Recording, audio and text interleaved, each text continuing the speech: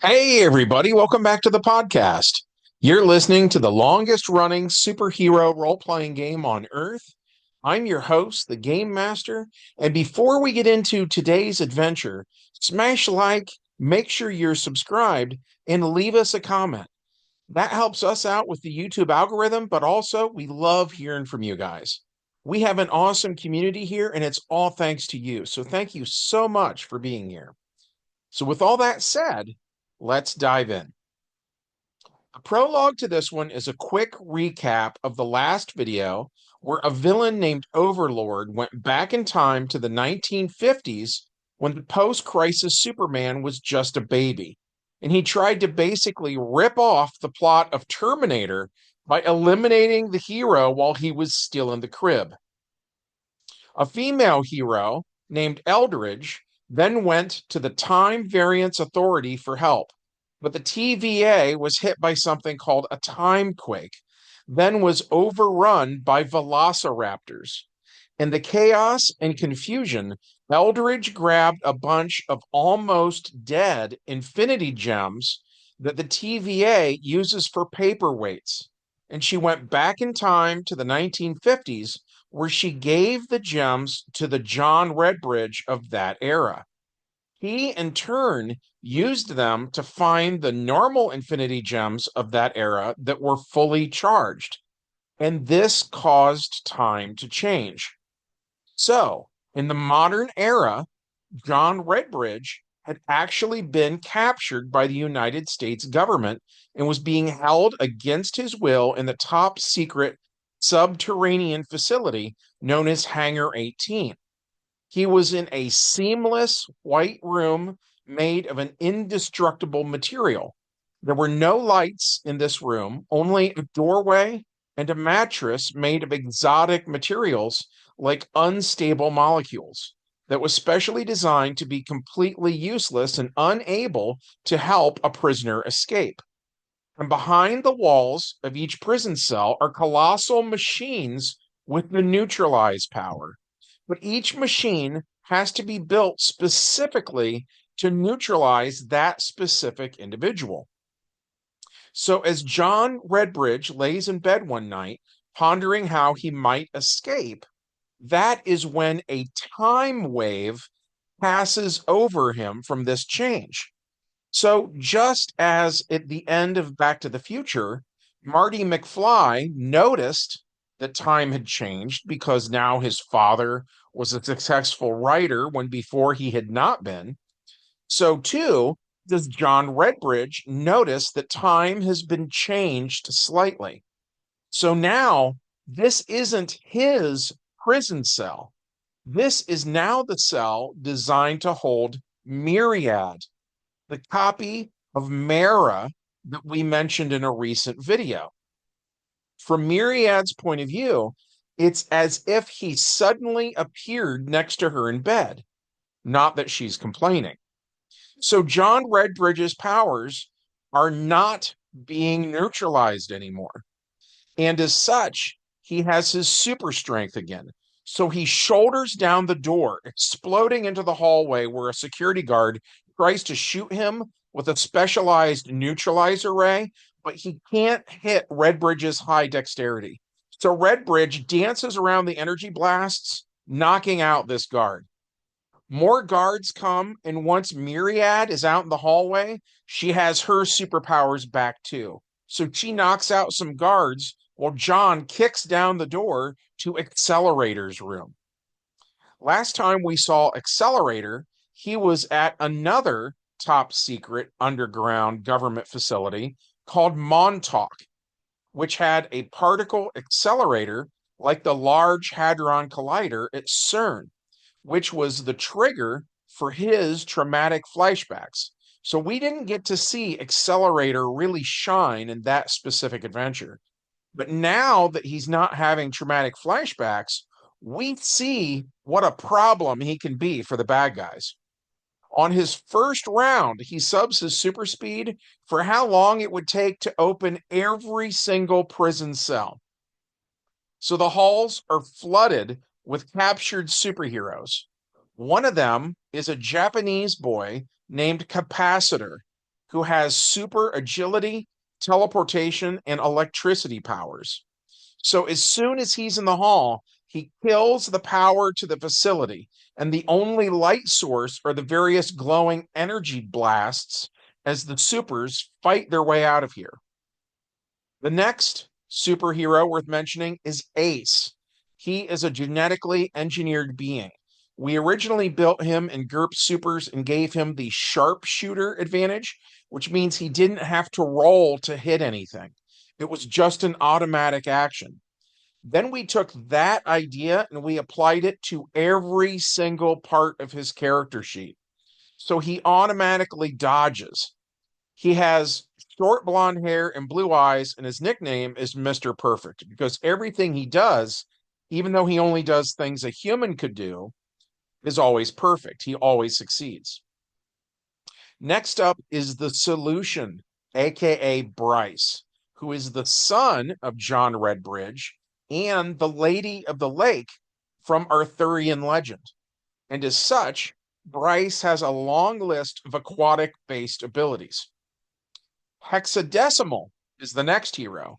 He's a 7 foot tall robot with a glossy black and orange paint job and 6 arms.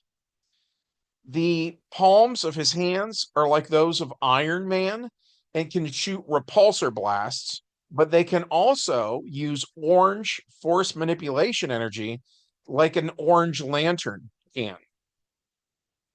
Push was played by David Phelps, who sadly is no longer with us now in real life.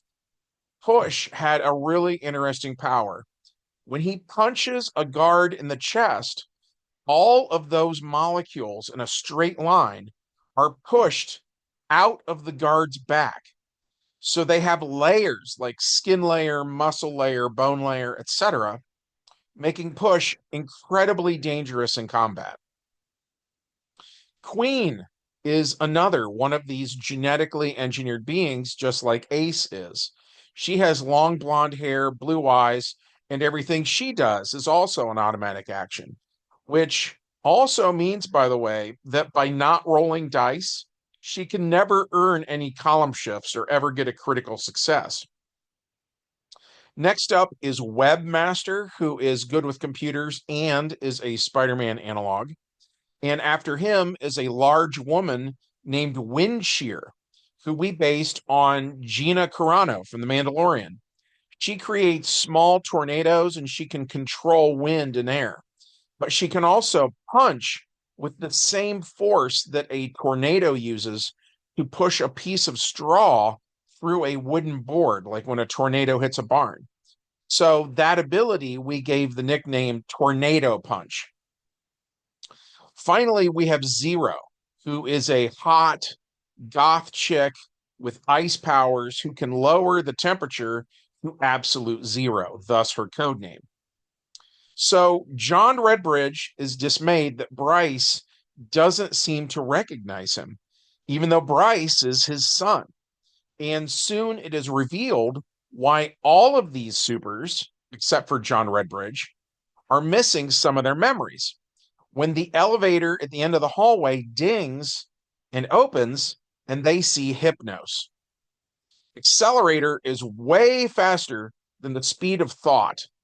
So he manages to knock out Hypnos before Hypnos can mess with everyone's minds. And then Push wastes no time, literally pushing the brain out the back of Hypnos's head, seemingly killing him. The heroes then get in a huge cargo elevator and take it up to the ground level. To their surprise, they had been under an Air Force museum. More guards show up, and we get a big cinematic fight between the good guys and the bad guys. And this museum has massive doors to bring airplanes in. So Hexadecimal uses his force manipulation to open the doors, and the heroes leave. They figure out that they're in Dayton, Ohio at Wright-Patterson Air Force Base, which is where the Roswell wreckage was taken in the 1940s. Point being, the heroes head north to Cleveland, Ohio, to where Superman first debuted in 1938, and they hang out there for a little while. While they are there, Ace discovers that he is really good at gambling since everything he does is an automatic action. So he starts to make the team some money. As he does this, Hexadecimal uses the internet and discovers something odd. There is another John Redbridge. That makes this John Redbridge wonder if he was from the previous timeline and was brought here when time changed. But he's not sure. So he wants to meet this counterpart of his and get some answers to these questions. Webmaster finds out that the other Redbridge will be at a James Bond style event at a casino in Monte Carlo soon. So the team manages to get jobs as caterers for the event. Everyone dresses the part except for Hexadecimal, who has to remain in the catering van. He's sad to be excluded, but they tell him that at the very least, they really could use a lookout. So everyone takes their places and plays their parts, and after a while, the other Redbridge arrives. Since everything Queen does is an automatic action, she plans to seduce Redbridge. She walks up to him and offers him champagne, so he accepts it, but he has encountered other genetically engineered beings exactly like her, so he seems to recognize what she is, and he walks away before she can actually even use a skill on him. To everyone's surprise, he walks up to Windshear and hits on her. She's over 6 feet tall and says men never hit on her. He's 6'6", though, and he doesn't mind at all. Anyways, the heroes basically use the same plan, just swapping out Queen for Windshear. So through her, the rest of the heroes meet Redbridge and ask him questions. Just then, a new character named Drago enters the casino. He is very thin with prominent cheekbones and sunken in yellowish colored eyes. He has long, stringy white hair. Like most men here, he's wearing a tuxedo. He hands his overcoat and hat to a female employee, while a different employee opens a door for him that they did not open for anyone else. Accelerator goes to the balcony where he can hear a high stakes poker game downstairs. He hears Drago enter the room and ask if the planes are fueled and if everything's in order. Basically, the guys downstairs act like James Bond villains and they are planning James Bond style plots. After a while, the men at the poker game leave the party. Many of them are important politicians from around the world. And of course, one of them is Drago himself. So the player characters follow Drago by piling into the catering truck that Hexadecimal is driving. When Drago realizes he's being followed, Drago sends two thugs to deal with the supers. One is a big guy who reminds the heroes of Mike Tyson. He rolls into a ball, sort of like Sonic the Hedgehog, and he moves towards the heroes. So Capacitor shoots him with lightning, knocking him off the path and into the trees.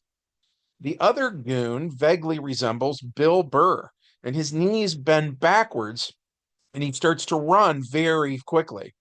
So Accelerator fights him and wins. But by the time that the PCs get to Drago, he's already flying away in a helicopter. Hexadecimal memorizes the numbers on the helicopter. So the team then goes to Redbridge's yacht, where they all spend the night. Ace, Hexadecimal, and Webmaster use their internet skills, so when everyone wakes up the next morning, the tech guys know where Drago's helicopter went. They all eat breakfast together, and while the organic beings eat, Hexadecimal says Drago went to the Swiss Alps. So after breakfast, they go on an airplane, which is Redbridge's private jet, which we based on Tony Stark's private jet from the first Iron Man movie.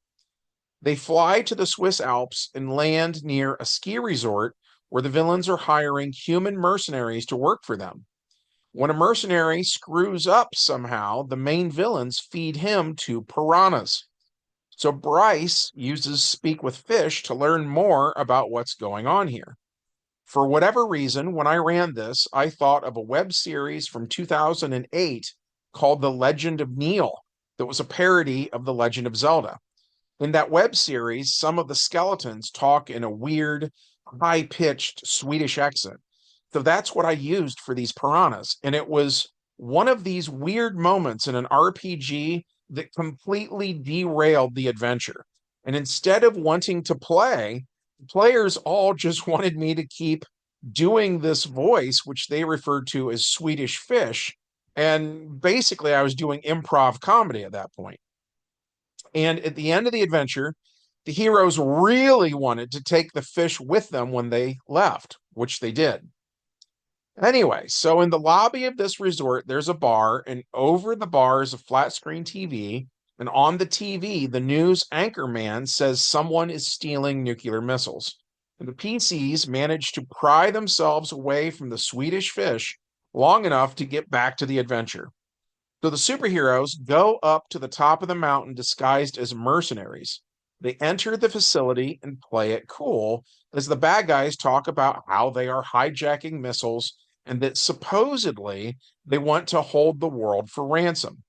Then Capacitor says, enough talking, time for action. So he starts throwing lightning bolts around, which really angers the rest of the team because now they are surrounded by bad guys and have to fight their way out, which they fail to do.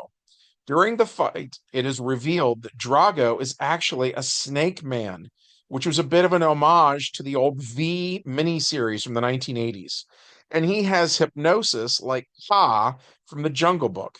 So he paralyzes the PCs through hypnosis and ties them up.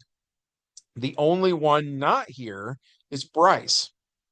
Once the mercenaries have been ordered outside, Drago admits that the bad guys that are running the show are reptilian humanoids, and they plan to nuke the world and kill all the humans, ending the reign of mammals and taking over Earth once the radiation dies down.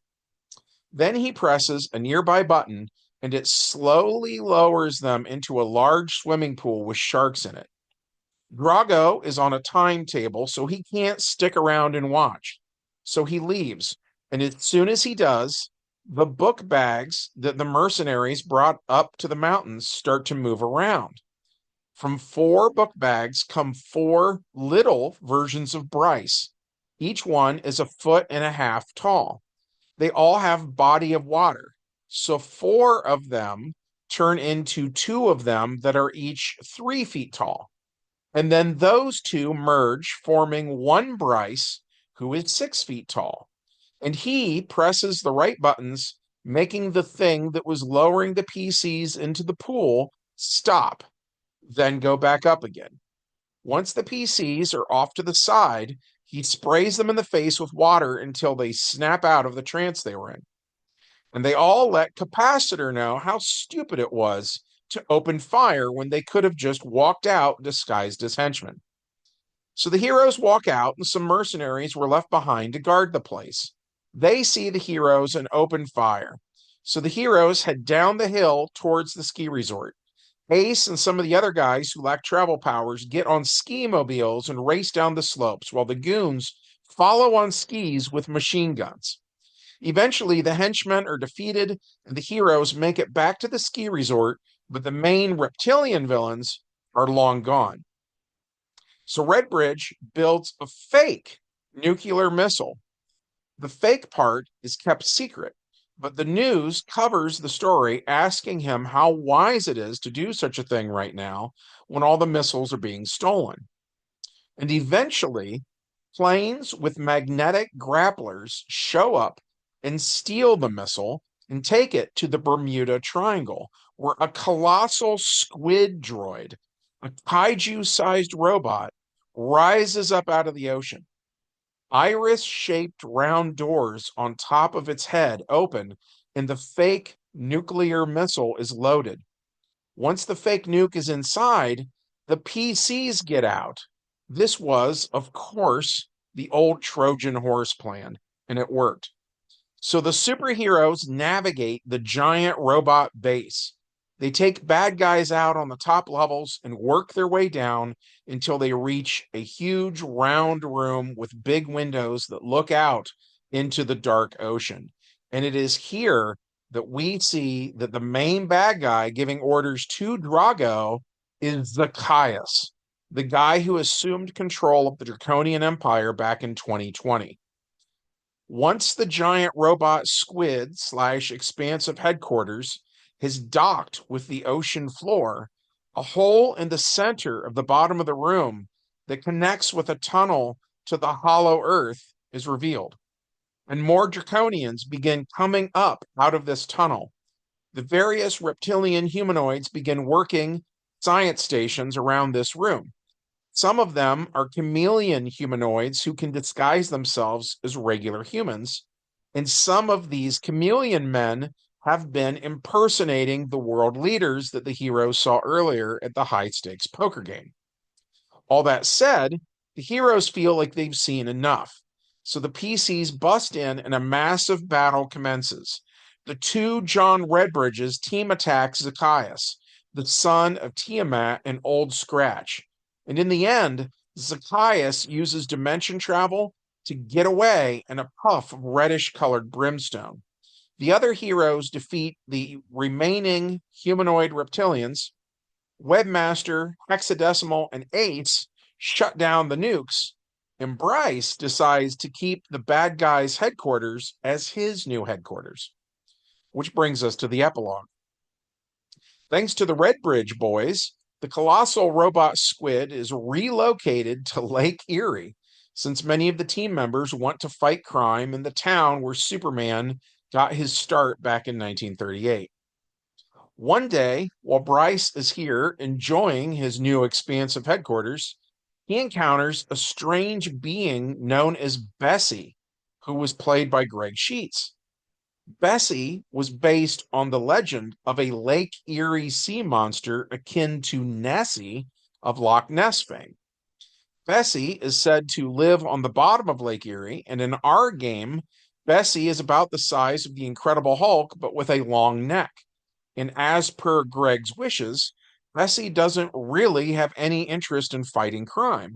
Rather, our Bessie just wants to hang out on Bryce's couch and eat junk food and watch TV with Bryce. And of course, in the background of this room, we have a large aquarium full of those Swedish fish. And that was it for this one. The players loved this adventure. We hope that you liked it too.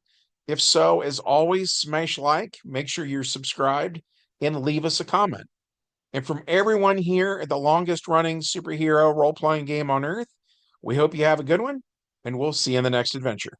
Bye.